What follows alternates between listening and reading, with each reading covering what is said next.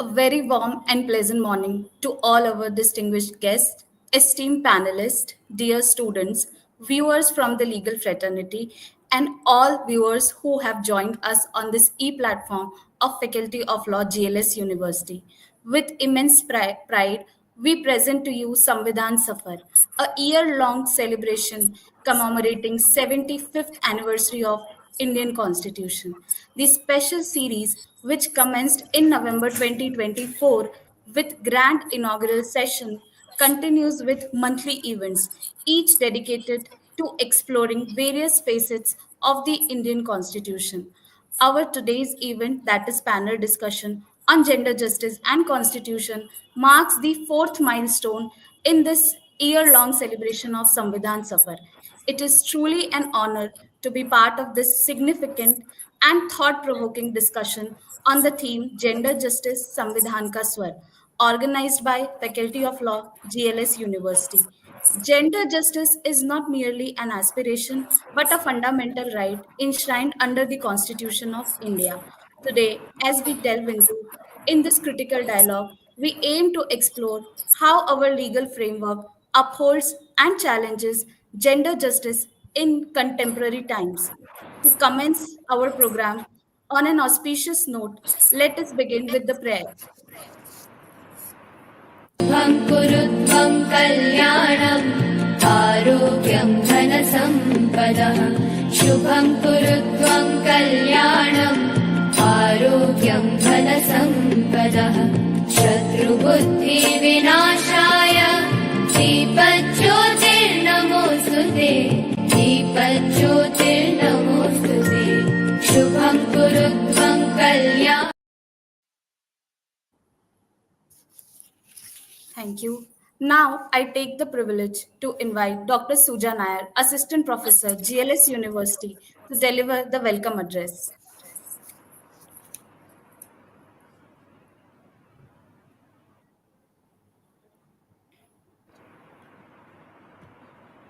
Good morning to all esteemed panelists, faculty members, students, and all the viewers who have joined today. It is indeed a great privilege to extend a warm welcome to each one of you this insightful virtual panel discussion on gender justice and the Constitution, organized as a part of our Samvidhan Safar celebrations at the Faculty of Law, GLS University. At the heart of constitutional value lies the unwavering commitment to justice, equality, and dignity for all. Gender justice is not merely a legal obligation, but a fundamental necessity for an inclusive and progressive society. Today, we gather to engage in meaningful discussion on this critical issue, and we are honored to have with us an exceptional panel of distinguished experts who have significantly contributed to legal academia, policy making, social justice, and governance. It is my privilege to extend a warm welcome to Professor Dr. Manoj Kumar Sinha, Vice Chancellor, Dharmashastra National Law University, Madhya Pradesh, Professor Dr. Pradeep Kulshreshtha, Dean, Bennett University, Dr. Shewli Kumar, Associate Professor, School of Social Work, Tata Institute of Social Science, Mumbai, Mrs. Pallavi Rajpal, Chief Joint Executive Officer, Utthan, Gujarat, Ms. Deepika Bhardwaj, independent journalist and equal rights activist. We are truly grateful to have such eminent personalities with us today, and we eagerly look forward to gaining insights from their expertise and experiences. With this word, I once again welcome all of you. Thank you. Over to Swara ma'am. Ms. Tamanna Khatri, Assistant Professor, Faculty of Law, GLS University, to introduce Professor Dr. Manoj Sinha Sir, Vice Chancellor, DNLU, Jabalpur, Madhya Pradesh. Good morning, everyone. It is indeed my pleasure to introduce Professor Dr. Manoj Kumar Sinha. Sir is the Vice Chancellor of the Dharmashastra National Law University, Jabalpur, a stalwart in the field of international law, human rights, and constitutional law. Professor Sinha is an illustrious academic journey, having completed his doctorate from Jawaharlal Nehru University, LLM from the University of Nottingham, and LLB from the University of Delhi. With a prolific record of research and publication, Sir has significantly contributed to the international relations, humanitarian law, and refugee rights. He has been a guiding force in legal education and policy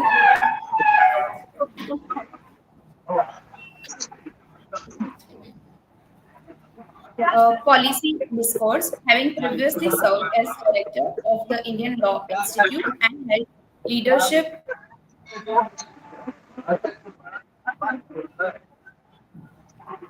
leadership positions at West Bengal National University of Juridical Sciences and Indian Society of International Law. Professor Sinha's contribution has been Tamanna, recognized I think as we had accolades. enough. So, Tamanna, can you, I request you to allow me to speak, and thank you very much for elaborate and nice introduction and many facts which I was not aware you brought for me. So I'm very happy you digged out everything. So thank you very much for the introduction, and I would Thank you, also sir. like Thank to you. I would also like to thank everyone present here online, and especially the GLS University for giving me an opportunity. And also, it's wonderful to share dice with very eminent person, including my good friend Professor Pradeep Kulshreshtha ji, Dean Bennett University School of Law. I'm not going to discuss about the when we talk about the gender justice, we go on the more Supreme Court and High Court, and we start with the Nargis Mirza, Gita Harir, and a series of cases. We keep on talking about that. But when we gender justice needs to be looked into more in a holistic manner. It's not only the judgment of the Supreme Court or High Court will bring much needed change in the society. So we have one way gender justice, and particularly when law professor, law teacher speaks, they talk about the constitution, they talk about the judgments of the constitution. Of course, like you have professor from the TIS also, so that is good. A different multidisciplinary approach is required to understand the problem. Why gender justice, despite having so many years, many important judgments, is still the problem indifferent. When you talk about the gender justice, what we have seen, how it can be tilted in favor of the political say political landscape, particularly now onwards what we are witnessing, every political every election has some kind of a special focus on the women, or for giving some kind of support. I'm happy for that. Like, at least that is also economic empowerment. That is also the equal participation of women in the political process, and their number have been growing. In fact, they have outnumbered in many places. Their women have participated. So means like economic empowerment is very important when you come to the not the legal empowerment. Economic empowerment is very important for the there. So once economically or education, I see the two important aspects: economic empowerment and, of course, education take precedence over the economic. So economic empowerment, education, there are two important aspects which needs to be addressed by the all the authorities. When we look into the constitution, I'm very happy that you are celebrating 75 years of the adoption of the Indian constitution. And I'm sure maybe some speakers will focus when we talk about the constitution, drafting of the Indian constitution. We go on and speak about how the constitution was drafted, how many members, who were the chair, number of things we discuss. But generally, we miss to identify the contribution of women in drafting of the Indian constitution. It is it would be appropriate to note that there were 15 women participated in the drafting of the Indian constitution, and their contribution was immense. So I feel, interestingly, there are 2 3 books have recently come out only focusing on the contribution of women on the drafting of the Indian constitution. You will be happy to also note that one of the member, and that actually belongs from the state of Gujarat, Hansa Mehta. She was active participant in the drafting of the Indian Constitution, and she played very important role in the drafting of Universal Declaration of Human Rights. If you look into the Universal Declaration of Human Rights, It was her contribution which was duly recognized by the United Nations also many times, and also in the 70 years of the completion of the Universal Declaration of Human Rights. So what was her contribution? Her contribution was she participated in the drafting of the Universal Declaration of Human Rights on behalf of the uh, government of India. And when the draft article, that is the Article 1, was placed before the committee, and she noticed that very first article of the Universal Declaration of Human Rights talks about all men are born free and equal in rights and dignity. She noted that there is a it's not appropriate all men, it has to be gender neutral. And it's her persuasion, it was her capability to convince everyone the man word has been removed and all human beings is used. So all human beings are free. That has become more inclusive. It includes everyone. And in fact, if I say today all human beings are born free, it takes care of each situation, whether you are disabled person, whether you are weaker sections. So it is very inclusive, and that is the huge contribution she has done in the drafting of the Universal Declaration of Human Rights, and similarly in the drafting of the Indian Constitution. As a organizer, I will request they must focus, they must encourage students to also identify what type of contribution where these women were contributed in drafting of the constitution can be examined, and a good paper can be published. Though there are 2 3 books have already come, but that has recently that has book has come. In addition to the Hansa Mehta, the most fundamental human rights instrument, Universal Declaration of Human Rights, was dominated by the participation of women. Women played very important role in the uh, drafting of the Universal Declaration of Human Rights. For example, the chairperson of the Universal Declaration, the Commission on Human Rights, was the Eleanor Roosevelt. Then we have Minerva Vandawari, she was also there. Begum Saseda was there, and from India, Lakshmi Menon was also participated. So, an instrument which was drafted by we saw that lot of people were from the Indian side, or from the globally played very important role. There are 4 international conferences, global conferences, world conferences has also taken place in the world. And you know that the first was taken place in 1975 in Mexico City. The second was in Copenhagen in 1980, then Nairobi in 1985, and last was in 1995. So gender issue was discussed, debated in very in a detailed manner. And more or less, there are 3 important points which needs to be focused. The first was if you club all this discussion in various human rights and others, it's it focuses on one important aspect: the discontinuation of the evil discriminatory practices, like the ending of the discrimination. And that is why you have a convention, UN convention on all forms of discrimination, elimination of all forms of discrimination against women. There are 2 3 conventions at the global: racial discrimination and discrimination. Discrimination becomes a major threat to the enjoyment of the human rights of women is stuck to the discriminatory practices. And that is the reason I have said is a discriminatory practice is so rampant, we need to address. And that is the reason convention has come. It's not the only legal solution is solution for everything. It's not a Ramban legal solution. Legal solution is there, but it's very limited. What we have to find out a solution which is inclusive, a solution which is deep, a solution which is intense, then the empowerment of women. Merely one judgment gives a certain woman empowerment, then we feel can entire. But we have to see the Indian society where a large number of people go to the Kumbh or religious, so the large of women, children. We have to think about that. We don't need to become happy and say okay, the court discussed about the formal equality, substantive equality. But court needs to look into the policy.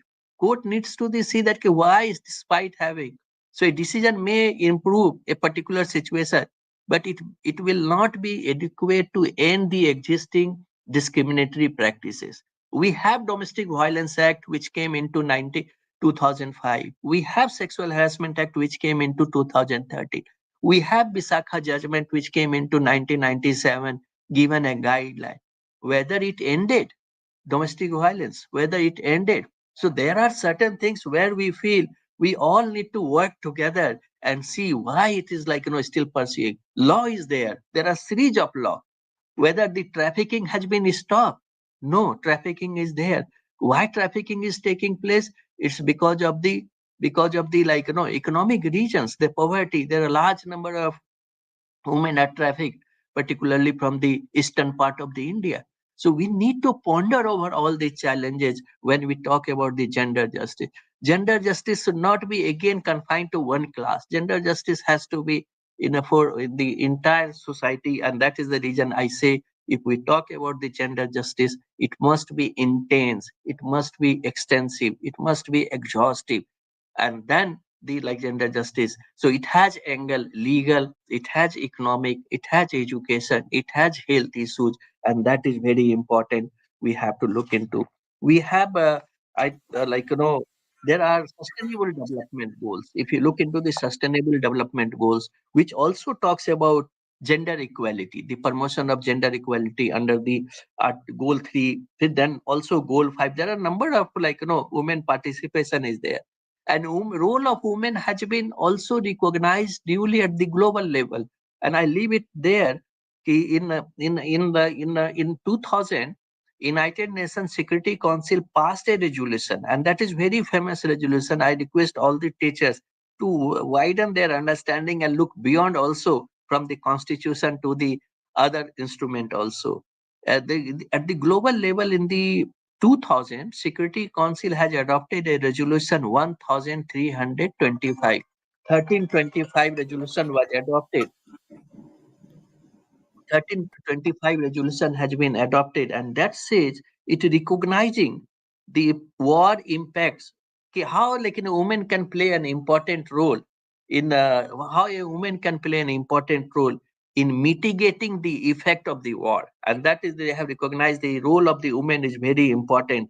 So women can play, and that is the women can play a key role in prevention, management, and resolution of the conflicts. There are a lot of things which are globally. So what I see with this particular workshop which is started in the there are a couple of tasks which we need to look into. A global perspective, we look into the in the gender justice, we have to look into the legal perspective, we have to look into the economic aspect and other. We are very happy that Sir, recent. sir, I am Dr. Navneeta Majumdar. Sir, actually, I am moderating the session. But So, I'm what you concluding. write? All right, Uh, I'm just concluding. I'm just concluding, so I have to leave also. yes. So I just so just I said these are the aspects which you need to look into, and I'm sure that other panelists will discuss many other aspects, and that will be very useful. So I just end here by thanking everyone, and also seek your permission to leave that meeting because I have other meeting to entertain. So I'm sure I'm going to miss to hear the other eminent speakers, but of course I will have opportunity to discuss and understand what they have shared today. Thank you very much, Dr. Nam.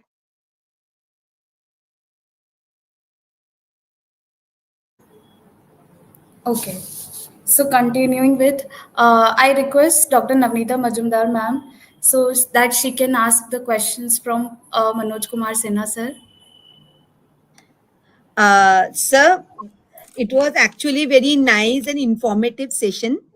So actually, as you were saying, discussing about the role of women in mitigating gender justice, so connected to that, can you please share certain lights on the issue that women, when they are going out, they are working.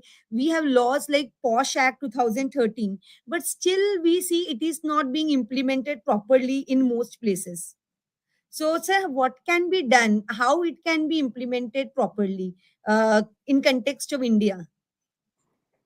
There are institutions are not effective, or even if institutions are there, laws are there, and the persons who are in charge to implement, they've countered lot of problem like lack of staff, lack of willingness on their part. They said, ki, so if you go to the women center, police center, they said, ki, we are also facing. So you are complainant, you start hearing their story. They said, ki, no, ye to ho jata hai. They say like, and then also which was shared by one of my student, and I'm really happy. She was a prosecutor, and she said, ki, in the cases of the sexual harassment and other cases, victim after certain years, they want to withdraw, they become hostile because they say that the legal process creates, so that they are double victim. They are victim, they suffered, and then because of the judicial process, so linger every time they are invited, they are called for witnessing, cross, and many times they go, they were like travel a long distance. There is no money support, so they find that their personal life is getting affected because the incident. So they say that they are double victim, and they request कि madam मुझे इससे निकाल दो, मैं अब नहीं pursue कर सकता. They lose interest. So our system also very cumbersome, and that has to be also looked into. I find that implementation is a major issue, and that is the reason many women, very few come up forward and put a complaint, because they know that the subsequent development will create more problem, and that is that there are issues which needs to be addressed effectively. Thank you, sir, for your response. Thank you. Swara ma'am. Okay. Thank you, ma'am. Thank you, sir. Now, as we move ahead, I again invite Ms. Tamanna Khatri, Assistant Professor, Faculty of Law, GLS University, to give the introduction of our other panelists. Over to you, So Tamanna, I'm ma'am. leaving now. Thank you very much. Huh? Pradeep ji, Thank thank you. you and all the best. So we'll see. Thank you. Uh, it is indeed my pleasure to introduce Professor Dr. Pradeep Kulshreshtha, sir, Dean, School of Law, Bennett University, with over 3 decades of extensive experience in legal academia, research, and advisory services. Professor Kulshreshtha is an alumnus of Kulshreshtha University and Jodhpur University and has been honored with an honorary doctorate in law by the National American University, USA. Sir's teaching and experience research span across constitutional law, comparative law, criminal justice, human rights, and labor laws. Sir has authored and edited 21 books and 46 papers, reflecting his deep engagement in legal scholarship. Prior to his tenure at Bennett University, Sir held leadership roles as Dean at Sharda School of Law and K.R. Mangalam University. His contribution to legal education and policy development is commendable, and we are grateful for his presence today. Thank you, sir. The next panelist we have is Dr. Shewli Kumar, Associate Professor at Tata Institute of Social Sciences, Mumbai, and Chairperson of Women Centered Social Work. Dr. Kumar has dedicated her career to social work, gender justice, and legal policy analysis. With an MA, MPhil, and PhD from the University of Delhi, her expertise spans gender and intersectionality, feminist community mobilization, women's rights, experiences of exclusion, and law and social policy analysis. Ma'am has also served on several sexual harassment committees, including ONGC and Bhabha Atomic Research Center, and has presented her work at national and international platforms, including the UN in Geneva. She is also a member of the South Asian Feminist Alliance and a founding member of the National Council for the Women Leaders. Ma'am's unwavering commitment to advocacy, research, and policy reforms in women's and children's rights is truly inspiring. Ma'am, we are indeed delightful to have you here. I would now like to introduce Ms. Deepika Bhardwaj, ma'am. Ma'am is an independent journalist, filmmaker, and men's rights activist from India. A software engineer turned journalist, Ms. Bhardwaj has fearlessly advocated for gender-neutral laws and justice for falsely accused individuals. Ma'am is also known for her focus on issues often overlooked in gender politics. She advocates for men's rights, highlighting cases of false accusations, domestic violence, and sexual crimes against men. Her groundbreaking documentary, Martyrs of Marriage, shed light on the misuse of the IPC Section 498A and was globally recognized, even securing a release on Netflix in 2018. Her latest documentary, India's Sons, explores the lives of men wrongfully accused of rape and later acquitted. Through platforms like TEDx, she has sparked critical conversations on gender justice and legal reforms. Her fearless journalism and impactful storytelling continue to shape the narrative of legal equity and social justice. We are privileged to have you with us, ma'am, today. And now I would like to introduce Ms. Pallavi Sopati Rajpal, the Joint Executive Officer at Utthan, Gujarat, grassroots-based non-profit organization modeled around fostering rural women's agency. With over 2 decades of leadership in gender, justice, and sustainability, her published work and action research emphasize the rights and experiences of marginalized women, strengthening institutional governance, culture, and network. A recent policy level engagement has been contributing as a working committee member to the reformulation of the recently released Gujarat State Gender Equity Policy. Thank you, ma'am, for joining with us today. Uh, Thank you so much. Over to you, Swara, ma'am. Thank you, ma'am. Thank you so much for such a brief introduction of all our esteemed panelists. Now, I request the moderator of our today's panel discussion, Dr. Navneeta Majumdar, Assistant Professor, Faculty of Law, GLS University, to lead the panel discussion. Thank you, Ms. Swara. We will, and thanks for introducing me. Now I would like to go to Professor Kulshreshtha. Sir, let's bring in the judiciary's role in shaping gender justice. Like through landmark judgments, the courts have played a crucial role in advancing gender equality.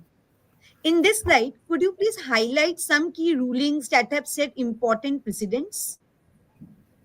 Yeah, thank you very much, Dr. Majumdar. I begin with thanking GLS University's Faculty of Law for organizing this very useful virtual discussion. And many things I learned. So we remain student for life. So today, first time I am using this Steam Yard. Seems to be good, innovation. And thanks to technology, we are connected from our own places. Otherwise, it is so difficult to travel and meet. So, as you say, role of judiciary is very, very important in India because we have a written constitution, and a written constitution provides for judicial review. So, as the position is in United States of America, we also have independent judiciary, which is in the forefront of ensuring justice to all. So, when we see preamble to Indian Constitution, it provides for justice, social, economic, and political. I think there somewhere they should have entered gender justice also. So the focus is more on social, economic, and political justice. And then liberty, equality, and fraternity and dignity of the individual. Their gender justice is inbuilt in the scheme of things. So it provides for liberty of thought, expression, faith, belief, and worship. It also provides for equality of status and opportunity, and then fraternity and dignity of the individual. So preambular declarations surmise the soul of the Indian Constitution. Rather, they have been held as key to open minds of the framers of the Indian Constitution. So when we see role of constitutional courts, they have been giving very good judgments. So if I see Nagesh Mirza case, in that case, Supreme Court told that air hostesses cannot be discriminated because they are women, because there was a Air India and Indian Airlines service rules which provided that air hostess shall retire when they attain age of 35, or marriage, or pregnancy, whichever is early. So this was challenged, and Supreme Court told that Air India was held to be first of all state under Article 12, and then it was held to be violative of Article 14 and 19 and 21. But now, if this case is again reopened in today's time, I'm sure there will be different ruling because Air India is no longer a state. It has changed the hands. Now it is a private entity. But my view is that these certain rights, which are important rights, they should be applicable to state and non-state entities both. Because now when we see state is shrinking day by day, and we have big MNCs, big corporates who are employing a large number of people, including women. So these certain rights, they should be provided to people who are employed by non-state corporations also. So this judgment is a celebrated judgment. Then we know triple talaq judgment is also a good judgment, which provided that this practice of leaving a women by Muslim men by uttering triple talaq is unconstitutional. Though there were five judges in this bench, and Justice Keher and his brother judge dissented. They said that Article 13, which provides for different viewpoints. So Article 13.3 specifically provides for laws, that what is law. So it gives a list of what can be law. So Article 13.3 is not having any mention of personal laws. So there was a difference of opinion that can Supreme Court enter into personal laws. So, by majority of 3 to 2, it was held that any personal law having force of law cannot be discriminatory, cannot violate the fundamental rights of individual. So, this practice of uttering triple talaq was held violative. Though there is a debate that the provisions provide for penal action against the husband, so husband can be arrested. So there was a thought process that this penal provision is too harsh, because if husband is put behind bar, the door to reconciliation or mediation are closed forever. I am reminded of COVID period. During COVID, the domestic violence cases went up, and there was a report by National Commission for Women that domestic violence cases registered huge growth, and this was a worrisome. So we as a school of law thought that we should partner with the local administration. So we reached out to local police, and we established one family dispute redressal clinic, Parivarik Vivad Samadhan Kendra. In a we they gave us a premises in a local thana, Knowledge Park, and we refurbished that place. And there, the DCP Women and Child Security was referring cases which were having some hope of reconciliation. So the standard operating procedure here is followed the moment they receive a domestic violence case. That if it is a grievous case, they register FIR and the accused is arrested. If it is a case which can be resolved, so women thana first takes up this mediation sort of thing. Then they again send cases which can be resolved to DCP Women Security, and then FIR is lodged. So DCP Women Security started sending cases which, in her opinion, could resolve through mediation. So during a period of 2 years, we could resolve more than 1,200 cases, and this was appreciated by UP CM Mr. Yogi and a lot of people. So I think law schools should, we law faculty and law students, we can, make efforts which will ensure some help to the justice delivery system, because we know there are more than 5 crore cases clogged in the Indian judicial system, and the most harassed person is women. The moment she lodges an FIR, most of the time the breadwinner is accused, and she has hardly any support system. So I think this out of way, out of box solution are needed the hour, which can resolve things. Similarly, we reach out to juvenile homes, and there are so Secretary District Legal Services Authority is a very proactive lady officer here. So we partner with them, and we reach out to women prisoners. So when we visit this pigeons, so fortunately we have a pigeon which is a model pigeon here, which is not overcrowded, which is a open space, and people are taken care, good rehabilitation measures. But when we visited women's cell, we women told that the doctor services are not available. Our doctors who are coming, they don't have medicines. Our lady doctors are not available. They have their women issues. So we reached out to local medical colleges.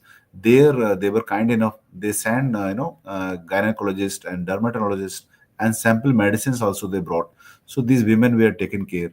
But these measures are not continuous measures. They are one off. So we had to reach out to a lot of people. The institutional mechanisms are there, but they are not functioning well. And then there are children with these women inmates who are not looked after.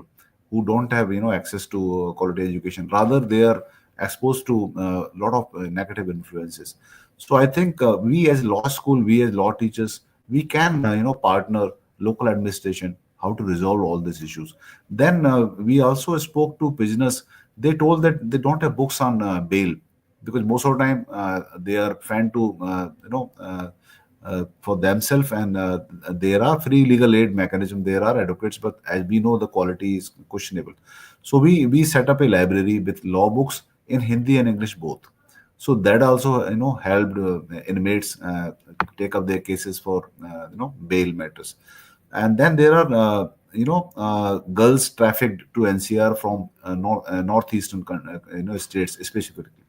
So there were cases where these girls were trafficked for. They were promised that they will get job as a domestic help. They were given a job of domestic help, but then there was huge exploitation. They were asked to work more, and they were paid less, and then they were not paid also. So one NGO works here for this northeastern girls. So they rescued three girls. They're from Jharkhand, and there were two ladies to accompany them. So five people were going, and then two ladies were coming back. So this was needing some expenses, and they had no institutional support, and they reached out to us. So we crowdfunded their expenses, so we could send those girls safely to their home, and the caretakers came back. So I think right now we have landmark judgments of Supreme Court. They are there, but we have to play a role as individual law schools, because there are more than 2000 law schools in India. So if every law school partners with local administration, because local administration is doing whatever they can do their best, but then there's a question of funds, there's a question of trained manpower, there's also a question of some uh, empathy for each other, the people who are suffering. And law schools, I think, can play a big role, because constitution is there. And it's not that constitution came, then our judicial verdicts came, then gender justice started. When we see ancient India, we have both good precedents and not so good precedents. So we have sayings, proclamations like yat nari pujate ravante tatra devata, or we have no Durga, where we celebrate women goddesses, और वो व्रत में भी bring ना girls उनको पैर धुला के उनको गॉडेसेस मान के हम खाना खिलाते हैं.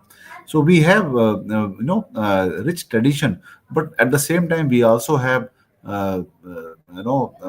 incidents where Draupadi was disrobed and nobody was helping her out, or we see Sita was asked to give Agni Pariksha. So there is also patriarchal setup which is reflected. But then there is also good part in ancient. There were Gargis, there were Maitris who were respected. Or there was also Rani Lakshmibai who fought against Britishers. Or we have our own Mrs. Gandhi and so many leaders who did so well, and they are respected. You Sir, see, yeah, so from where you were saying, from this point, sir, one more question we would like to add from this particular point, yeah. that there is an ongoing debate between formal equality, which ensures equal treatment, and substantive equality, which acknowledges systemic barriers, sir, as you rightly told. So, sir, do you think that our constitutional framework sufficiently addresses this distinction, or do we need to rethink our approach? A very good question. As I told in the beginning, that Constitution of India provides for justice in the preamble declaration, but it misses gender justice. It specifically says that justice, social, economic, and political. So we need to add gender there, because gender justice is a need of the hour. When we see the inequalities, they exist, but then there are good stories also. So as far as legal education is concerned, I see in my law school there are 70% women faculty, and whenever I get opportunity, I prefer women faculty members, because they are better teachers. So there are barriers, but then there are good stories also. When we see judiciary, now 80% judicial magistrates are girls who are getting selected. And when we see primary education or education up to 12th, we see all women teachers doing so extremely well. So there are barriers, but then we individuals have to take charge. We cannot sit and say that constitution has to do something, or government has to do something, or somebody else's will do something. I think we have to follow Gandhian philosophy, that be the change you want to see in the world. So we as individuals have to play our part. I think that is the missing link right now, that we as individual uh, have to take charge. We have to ensure that something we do, some change. एक पत्थर तो फेंकना पड़ेगा ताकत से. अगर हम सिर्फ संविधान पे सोचेंगे या सरकार पे सोचेंगे या जुडिशरी पे सोचेंगे, they are doing their bit, and constitution as we know has undergone so more than 100 amendments. And there is a serious thought that we have to rethink, because times have changed. Though fundamentals will remain same: justice, liberty, equality, dignity of the individual, fraternity, sovereignty of the state, they will remain there. But there has to be rethink, because times have changed. When US constitution was framed, Jefferson, one of the founder, one of the maker of the constitution, who went out to become president also, famously was asked how long this constitution of USA will survive.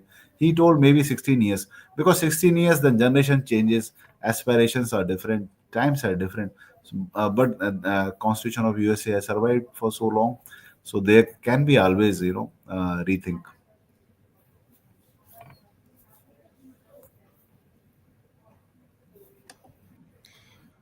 Okay, sir. Thank you, sir, for your quite an in-depth explanation, and they were really informative. And the judgments you shared were also quite apt and informative in nature. Um, Now, I would like to move on to Dr. Kumar. Ma'am, you are in social work educator. From that particular point of view, social work education plays a crucial role in advancing gender justice.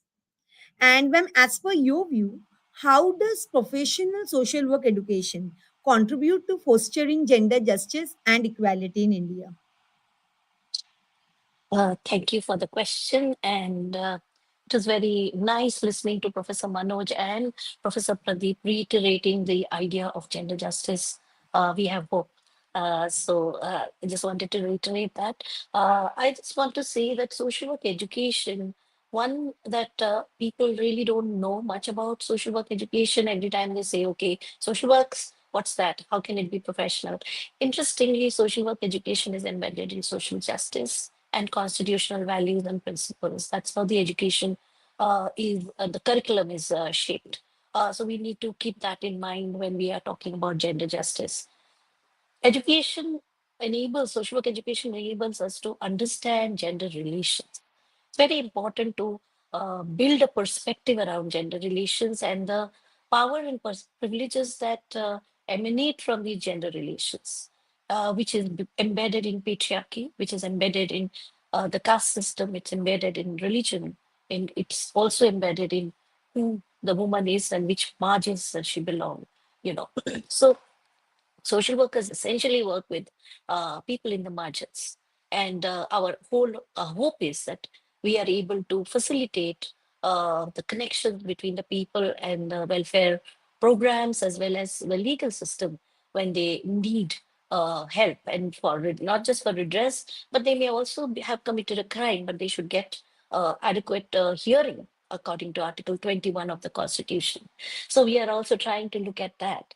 So in our whole process of the education, and it's very hard to do that because institutionally, what we find when we teach our students the perspective and the theories in classroom, and they go and do field work, which is a strong benchmark of social work education. They have to do this, and they have to go out in communities. They're placed in prisons. They're placed in health systems. They're also placed in police stations.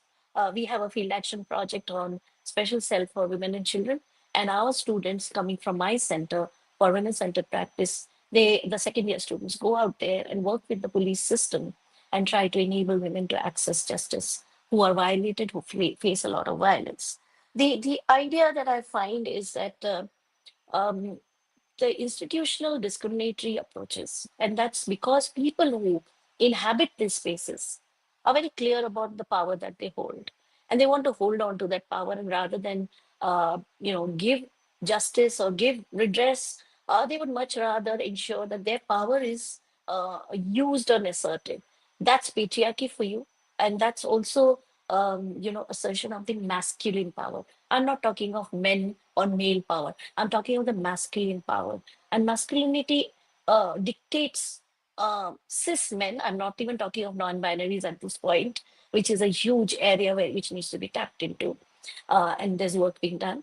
The masculine power is what gives a lot of power and privilege. And this our students come back and tell us, and they have to learn the skills of conversations, the skills of negotiations, and bring that perspective into action to help violated women to redress the justice system. So that's what the education process does.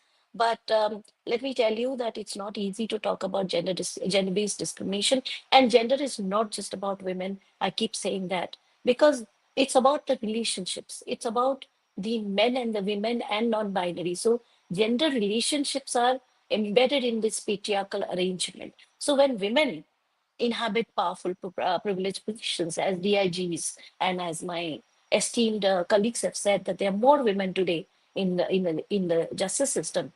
They also exercise patriarchal power. They are not always gender just.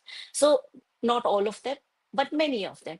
Because if you have to operate in a masculine space, you have to become masculine and patriarchal yourself to keep that power. So it's a dual-edged and double-edged sword, which they have to constantly navigate and come up with adequate redress processes and adequate hearing to many of the victim survivors. What I also find, and which is essential with social work education, at least in TISF does, is to bring in the intersectionalities of caste, intersectionalities of religion, intersectionalities of tribal lives, and also try and understand that women of these marginalized communities face a greater degree of violence, greater degree of discrimination, and a greater degree of problems in their lives by virtue of being identified as part of that community. Even women with disability have a huge problem because they're almost invisible in the larger population of disabled persons, or Divyang as it's now noted. We must not also forget, and in social work education, this is something very important and critical, that 92% of women are in the unorganized sector. And the unorganized sector is the unprotected sector, where there is no decent wages, there is no childcare benefits, they do not have maternity benefits except the what is known as Janani Suraksha Yojana, now Deen Dayal Upadhyay. I don't remember the full name, but it's a pittance that they get for institutional delivery. What about the protection of their wages? What about the working conditions? They face a huge amount of sexual violence. So we place our students in Ajivika Bureau and many of these organizations, and they are able to really look at how actually these welfare programs are reaching out and how they can enable that reach. But they are also finding it very hard to provide for succor in terms of workplace violence, because the workplace violence systems are not working. There's a flaw in the law, the sexual harassment law, because if you are not addressing the majority of working women, we know that the Economic Survey of India is talking about that 3.1% of women are holding up the GDP, they're paying through their unpaid work. Gender relations is like that. That unpaid work, the work at home, is to be done by women. And if they don't do it, and if they protest and they negotiate, then they're seen as bad women. They're no more Durgas and Lakshmis, etc. We know that. So, how do we enable this unpacking through our educational process as well as through their field work? Because in the ground, students are able to see how this patriarchy actually operates. We don't even have to give them a perspective, they're able to see it themselves. uh, Ma'am, like you correctly said that the laws which we have right now regarding gender justice in India are not adequate enough. So from this perspective, ma'am, do you think that we need a stronger mechanism for implementation of the current laws? Obviously we need stronger laws, but what about the current laws like the POSH Act or any other laws, Domestic Violence Act? So the implementation is not there on ground, proper implementation. So how can we make it stronger from a social perspective apart from the legal one? From a social Mhm. perspective, how can we make it stronger? So the sexual harassment law, any law, un, all the laws have gender justice in them, and they are well meant. But the point that is, it's not just about implementation. It is about understanding of the law amongst those who are supposed to address the prevention, the protection, and the redress. The only place where most ICs or LCCs pay attention is the redress. There's no attention paid to the prevention and the awareness generation work, which is embedded in the law, but nobody talks about it. And I still call it not a posh law, I'd call it a shaw law, because it's about sexual harassment at workplace. And we keep losing out the fact that workplace definition is wide and very broad. So it means more resources should be put in to the district level LCCs. There's no money for people to travel, to go and address issues in the informal economy. People are working as sugarcane cutters, people are working in brick kilns, women are working there, right?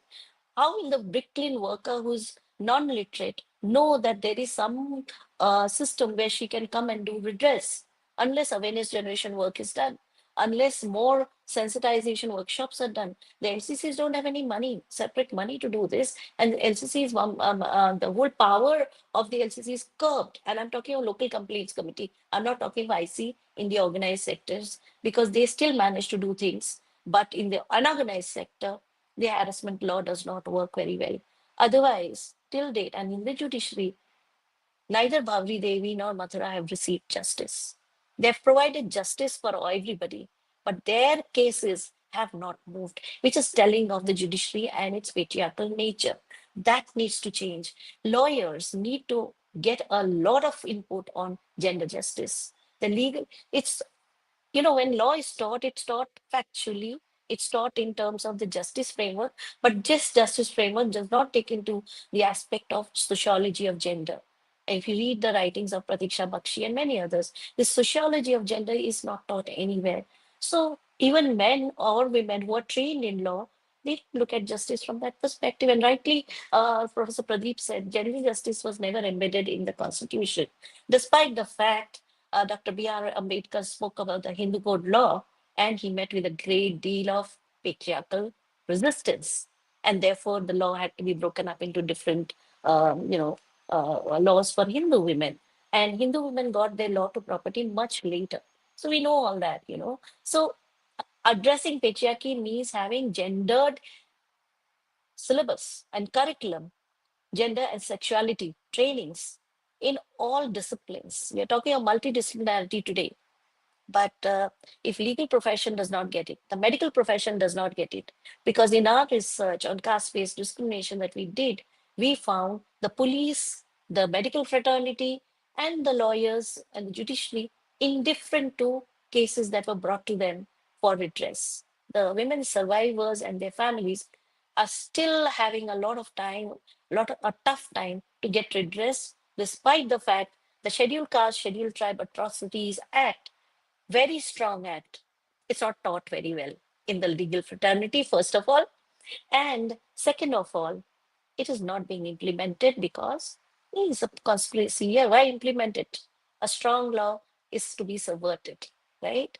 And that's telling about the patriarchy within the systems, institutions. Social workers are working on it. We have constantly been negotiating the system. There are very good people in the bureaucracy as well. There are good people, good lawyers. We know all of them. There are good people in the medical fraternity, but they are too far and few. We need millions of them, much more of them. So the educational project needs to be improved to include gender, sexuality, violence into their curriculum. That's my, you know, submission. Thank you, ma'am, for such a critical take on gender justice. Ma'am, now I would like to move to Deepika, ma'am. Like, while legal frameworks and social activism are critical, like as we are discussing last few speakers, the media also plays a powerful role in shaping narratives on gender justice. From this perspective, ma'am, as a journalist, you have been at the forefront of reporting on gender related issues. So, what are some of the most common myths or misinterpretations you have encountered when it comes to gender justice? Ma'am, please unmute yourself. Thank you, Madam Majumdar. Am I audible? Yes, ma'am, you are audible. Okay. Thanks to GLS University for giving me this platform and share the dais with very esteemed speakers. Dr. Majumdar, I come from a very, very different field of experience from what the other panelists have so far spoken about. I have been working on men's issues for the last 13 years, and we, on a daily basis, counsel and help men who have been victims of false accusations, who have been victims of domestic violence, who face stalking, whose families are basically implicated in case they don't give in to demands in matrimonial disputes. So my experience predominantly has been with working on men's issues. And unfortunately, we are at a juncture in this country where, when we speak about gender justice, which is the topic of the discussion today, men nowhere feature in that. It is predominantly about women and how they suffer, which is a deeply disturbing fact of the society. The women suffer immensely, and there are just so many issues that are still untouched and unaddressed. But having said that, there are a lot of men increasingly who are becoming victims of domestic violence as well, sexual abuse as well, extreme forms of cruelty within marriage, and gender-based crimes. While women are largely the victims, but it cannot be said that men do not become victims to such assaults or abuses. Uh, the fact, as of now in the country, is that all the gender-based provisions that address violence are only for women, and whether that's Domestic Violence Act, whether that's IPC 498A, which is now 85 BNS, whether that's stalking, outraging modesty, molestation, rape, uh, um, sexual harassment at workplace. All of these provisions consider only women as victims, and men cannot file case under these provisions in case they are the victims. What's deeply disturbing is that, as of now, the only provision that gave some support to men who would become victims of rape or gang rape was IPC 377, which has now been removed from the Bharatiya Nyaya Sanhita. So that basically leaves men or trans men or transgenders basically with no provision at all to report sexual abuse, because rape laws consider only women as victims. To your question of how media shapes these perspective, I would rather talk only from my experience. It has been very, very tough for me. I'm not just a journalist. In fact, I started telling stories of men because I saw very, very less, almost negligible coverage when a man would be a victim or about men's issues. And media would largely desist from sharing such stories. I am right now working on a case where a very young man has been murdered in Noida, where gunmen were hired to shoot him down. He was in a matrimonial dispute, and his wife and her family basically hired these gunmen to kill him. And I was speaking to a reporter who is in the same area, and she told me that it has, there's hush hush word in the media not to give too much, coverage to the story. But thankfully, there is social media now, which allows us to speak about these cases and bring out these cases. I'll just end my submission with one example that was in Delhi. There was a man, a middle-aged man, who was assaulted really, really bad. He had fractured bones, and his wife had assaulted him. He had gone to the police station. The police did not register an FIR. After he was released from the hospital, he actually met senior police officers and was able to get what is the number? 14. I'll just finish it. Yeah. So I'm so sorry, everyone. I'm in the Supreme Court of India. We have a matter listed today, and that's another case of extreme form of misuse of law. We are here to get a rape case quashed against a retired army captain. The woman who has filed a rape case against him has filed 8 similar rape and molestation cases within Delhi alone, and he was the sixth person she accused, and there are two more after that. So we are just waiting for a call. But let me just conclude.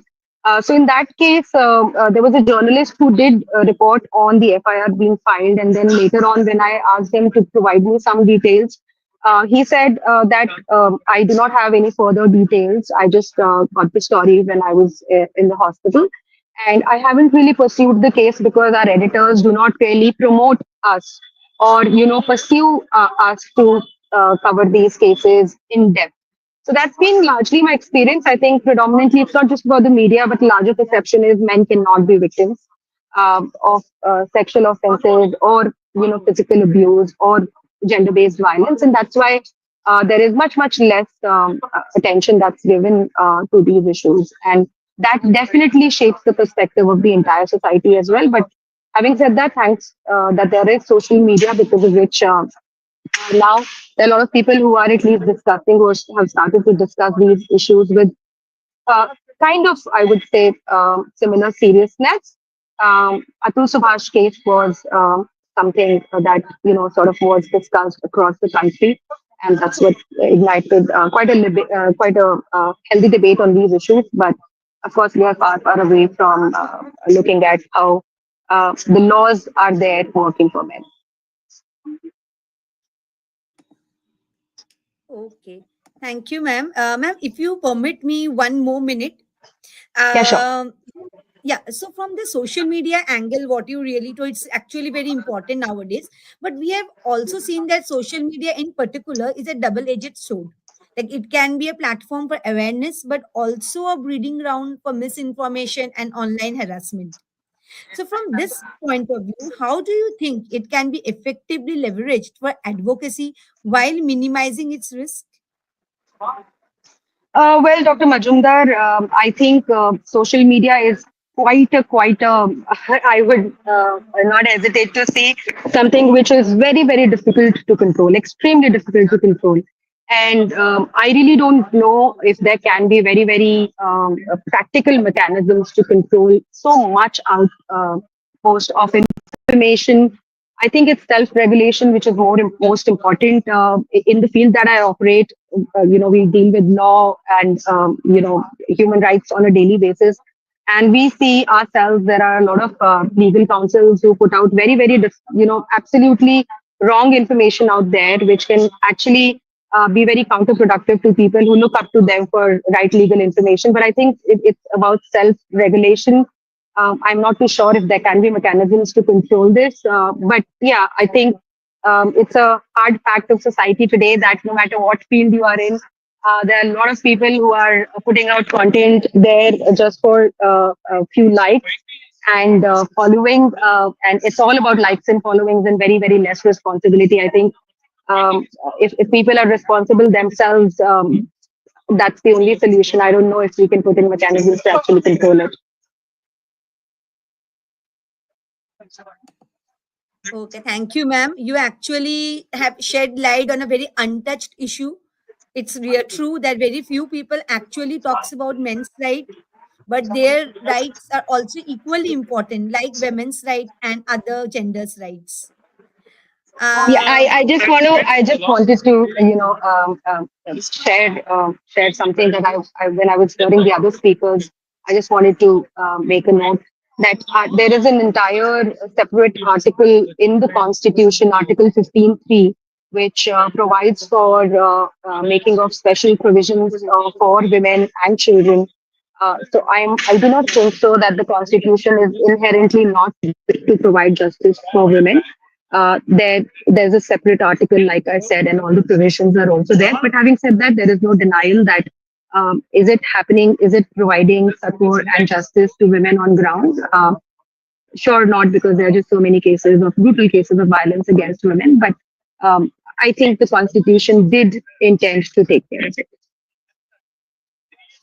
thank you so much, ma'am. Now I'd like to move on to Miss Rajpal.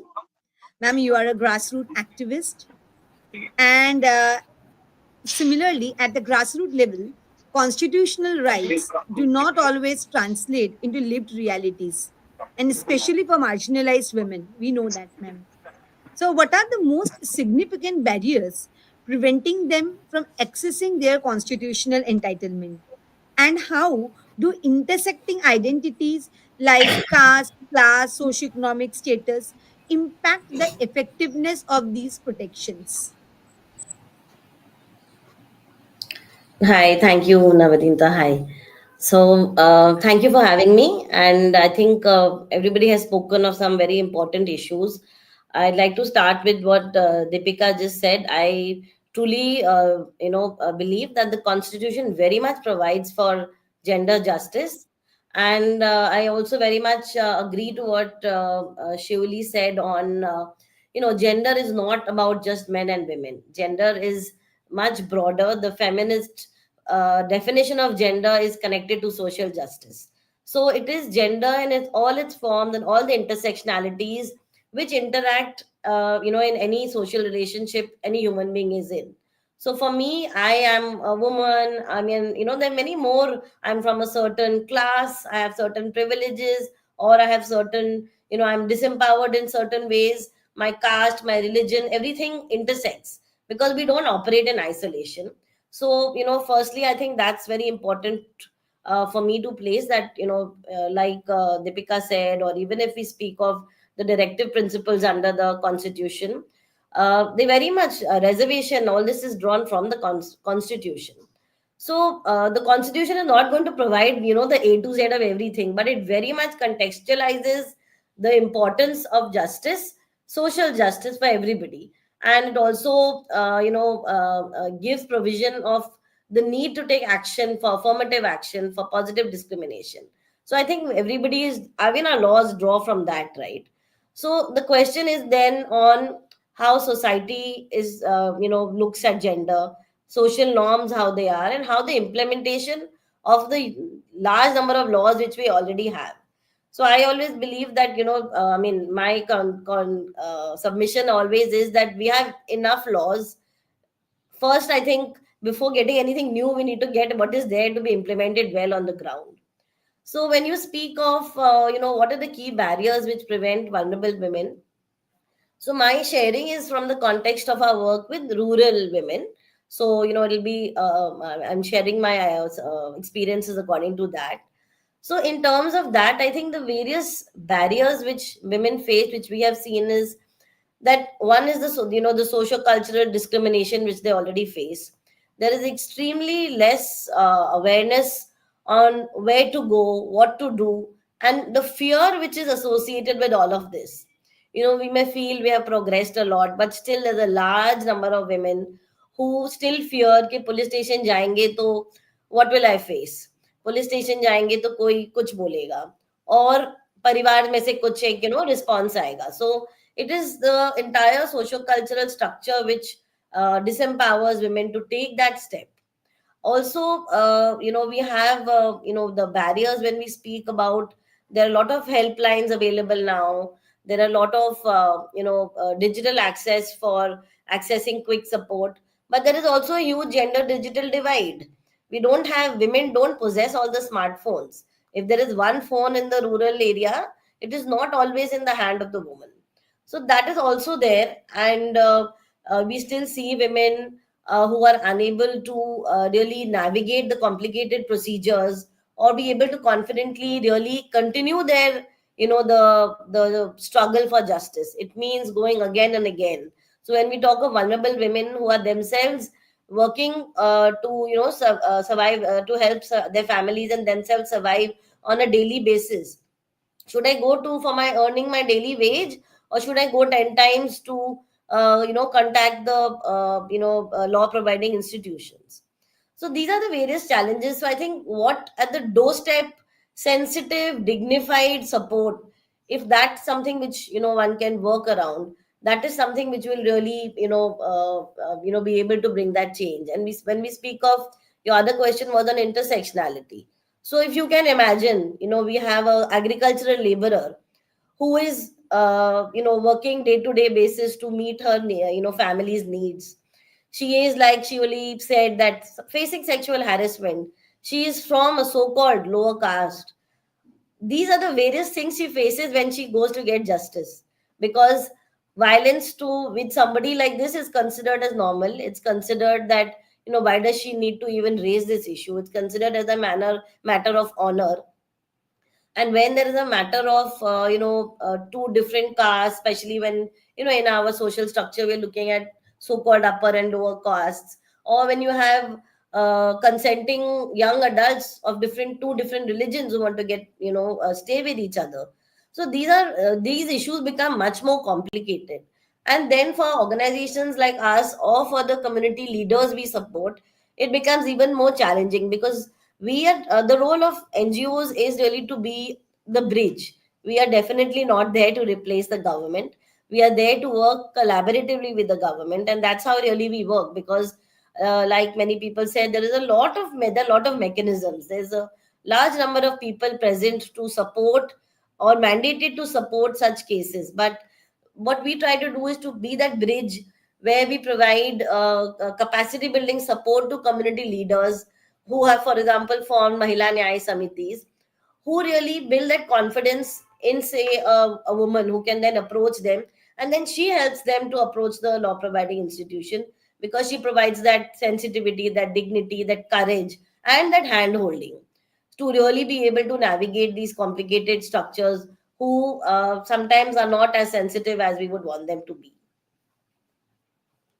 And when just another point on intersectionality is, even the Mahila Nyaya Samitis or our field team members, when they are navigating complex cases which have gender, caste, class angles, they continuously face threat, they face intimidation on pursuing such cases. So it becomes so challenging for a woman to then continue her battle for justice, and especially when this is a vulnerable woman. Yeah, that's all from my side. Thank you, ma'am, for valuable insight into the session. Now, finally, before we open the floor to audience questions, I would like to ask each one of our panelists, like, what message would you like to share with young law students or aspiring legal professionals about their role in shaping a more gender equitable society? Like, it's a general question. Any one of you may choose to respond to this question.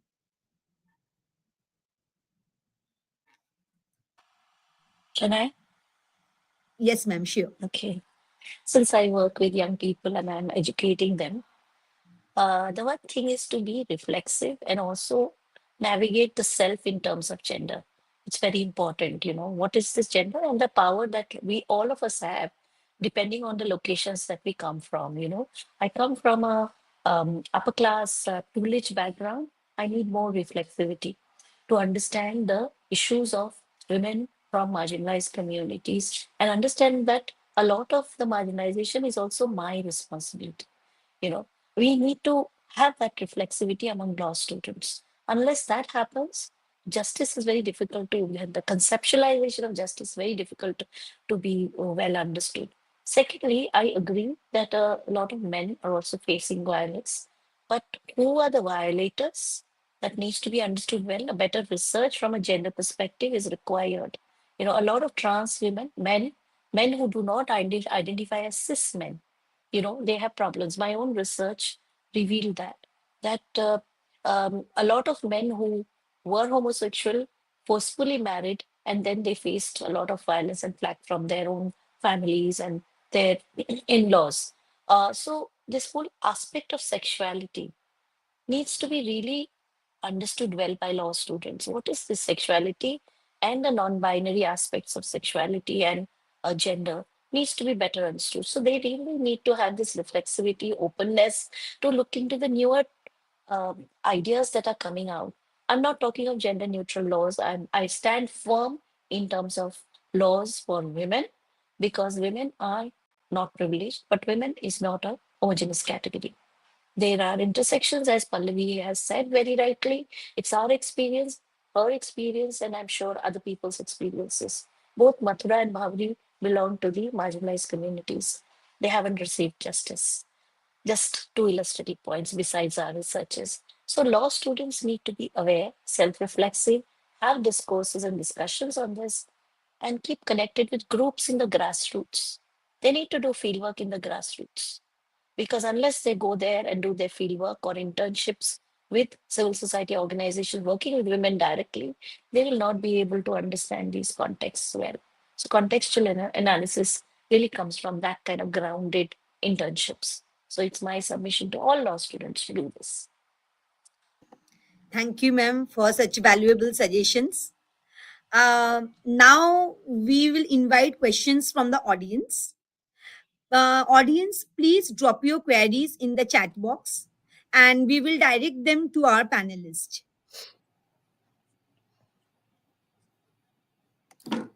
So, Navanita, I think I'll start with one or two of the questions which are there. Yeah. So, I mean, firstly, I think I totally agree with what Shewli said, that starting with the self is so important. So, I think if we can read more, read good content, not depend only on our WhatsApp university, and talk, read more. I mean, you all are well placed to. You have, I'm sure, you have well equipped libraries. Reach out to people like us. Go to the field when we do internships, request to please work on the ground where the survivors are, not in a Ahmedabad office where you would want a report of a woman and try to see what you can do about it, because that you anyway have. You have the you'll have all the legal knowledge which you will have gathered, but if you can use internships to get some real experience at the ground, understand from people who are working with survivors that what is it they face. Let us leave all our privileges behind. Let me tell you that mahila sangathan leaders who are not literate, they are the ones who are working hand in hand with free legal aid in remote villages to really help women make their testaments. So it's, let us understand that we need to learn from others. We may have the law knowledge. How can we combine it with this grassroots knowledge? So it can be in a city also, it could be in a village also, but be willing to give that time. And I think even if colleges, for example, can institute that support for the student. We get requests many times, but sometimes we're not well funded to really fund the stay, for example, for 1 month. We would love to have, say, a group of 2 3 students staying in one of the locations for 20 days, help them to really fund that stay there and be able to get that experience, come away with some sort of support or some sort of small story which they could help us write. We are really willing to have people to take that experience, and I'm sure there's so many others I can connect you with if you're in Ahmedabad, in the city, in the rural areas. I'll just take one of the questions. So maybe I'll send you a detailed response. So somebody wanted to know that the criminal justice system at times fails in delivering justice and reforms are necessary to be survivor centric. Yes, we have huge pendency. We have huge challenges, which, especially again, talking from my experience in rural Gujarat, and we in fact recently conducted a study on women's safety in rural public spaces. So connecting it to, like, what you were talking about, posh, surely, that posh is, workplace को हम rural परिस्थिति में देखेंगे, तो what is the workplace? It is a farm, it is a brick kiln. So what are these women facing there? They are not even equal wages are also not there. So, but yeah, when speaking of gender-based violence, we really realize that basic infrastructure support also is a deterrent for women to walk safely in the village or to travel to their workplace. So, these are various laws which we have. I think the first step is to get all of that implemented well, invest in getting that in, getting those implementations well. There are lots of funds which are there across various departments. So I will share with you a list of recommendations. We already have that, which came out of our study, and it's a long thing, so you can discuss, read that later. But what we're trying to say is that whatever resources we have, of course, we need more resources. But how can we use those resources well across departments? Can we collectivize those resources and do a collective public disclosure work, collective awareness work, design our awareness work in a way that actually gets that information to the last person. Sometimes we feel we've done our job, but it needs to be in the local language. It needs to be in forms which people understand, in forms which can reach the last hamlet of tribal area of Gujarat, where there is still dabba phone being used. There is no smartphone yet. So, these are the various things which we feel need to be done. Also, there's a huge cadre of people working, according to me. And currently at this stage, really, I feel we don't want any more cadres. Let those cadres get good support, let them be mandated, let there be good monitoring and evaluation of what work they are doing, what challenges they are also facing, what they can do better, how they can collaborate better. There is one very important thing which we have been speaking at the district level is to have collectivized data of survivors. So, for example, 181 is also there. We have the police station based support centers. We have the police station itself. We have Nyaya Samitis, informal redressal mechanisms. There are Nari Adalats. All these spaces having different, women are reaching there, or women, or even any survivor, be it a man. But all these, institutions do not have their data collated. So today in the district, we can't understand how many cases of violence are there. And I think one very important thing is we need to be stop being afraid of volume of data. I think it is good if data is coming means that women are wanting to take a step. We are continuously thinking, "Arey, district mein bahut violence hai." That's okay. That's not bahut violence hai.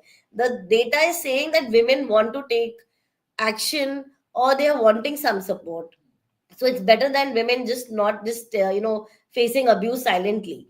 So let us be unabashed about data. We need to collectivize this data, because only when we agree to, or when we see that this is the problem, we'll be able to do anything about it.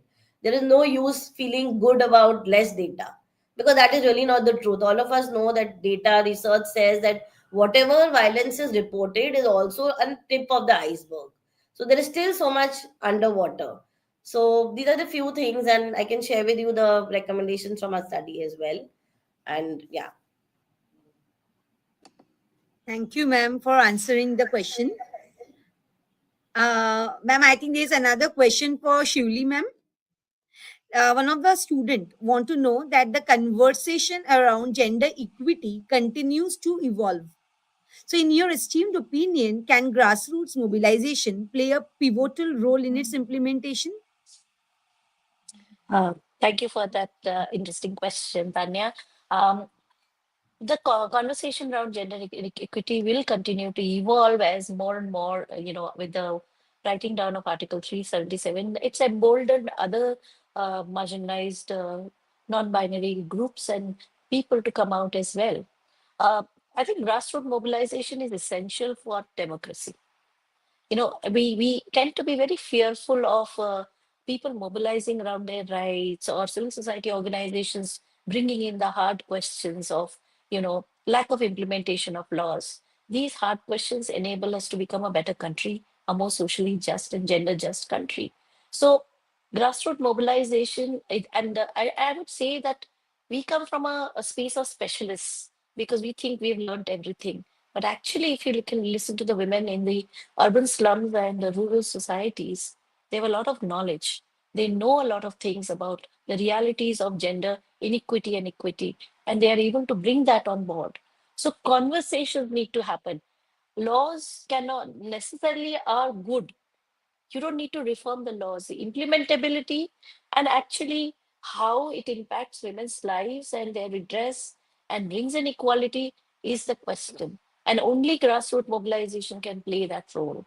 And which means that we have to have a partnership of civil society organizations, lawyers, the legal aid fraternity that we have, also the legal aid DLSA, which is supposed to do the work for the poor women, and also journalists. Um, they need to come on board and really understand what are they talking about in terms of gender equity. It's not just a banal thing of 5 men being harmed, or 5 women being harmed, or transsexuals being harmed or violated.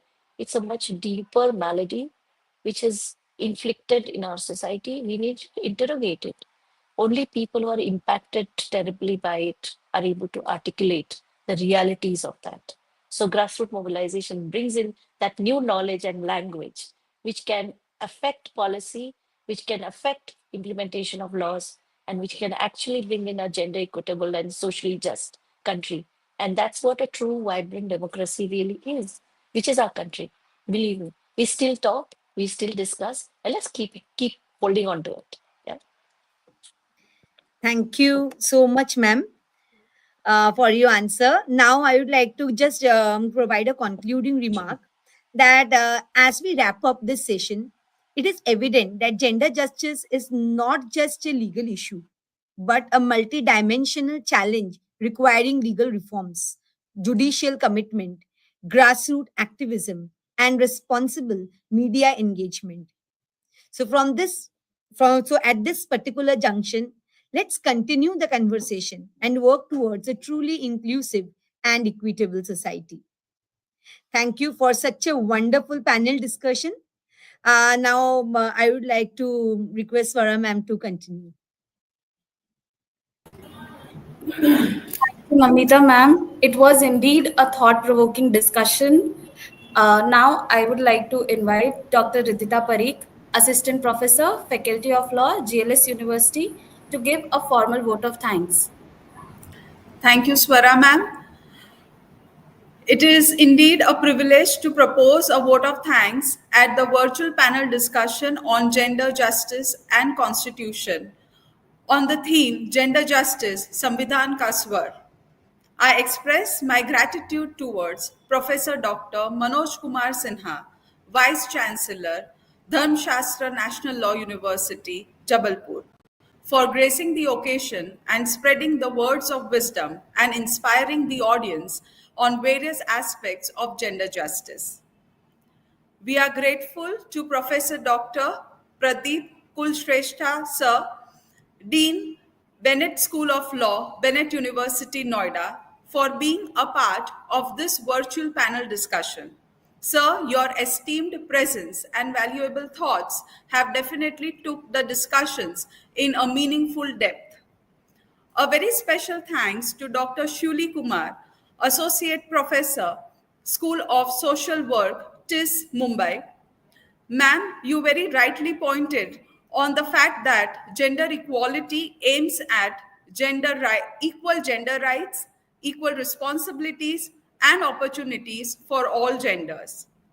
We extend our gratitude to Ms. Deepika Bhardwaj, independent journalist and equal rights activist. Your presence proved that journalism plays crucial role in shaping narratives around gender justice and influencing public opinions. We acknowledge the presence of Ms. Pallavi Rajpal, Joint Chief Executive Officer, Utthan, Gujarat, for her valuable insights on the meaningful discussions. A very special thanks to our mentor, Dr. Mayuri H. Pandya, Dean, Faculty of Law, GLS University, for her never-ending support and guidance. My heartfelt gratitude to all my colleagues, teaching and non-teaching staff, for being involved in the entire process.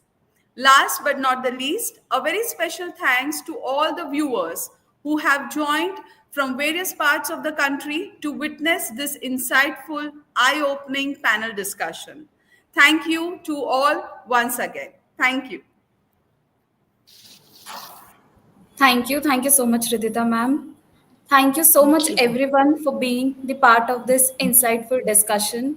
Let us all continue to strive for just and equitable society when gender justice is not just a constitutional provision but a lived reality.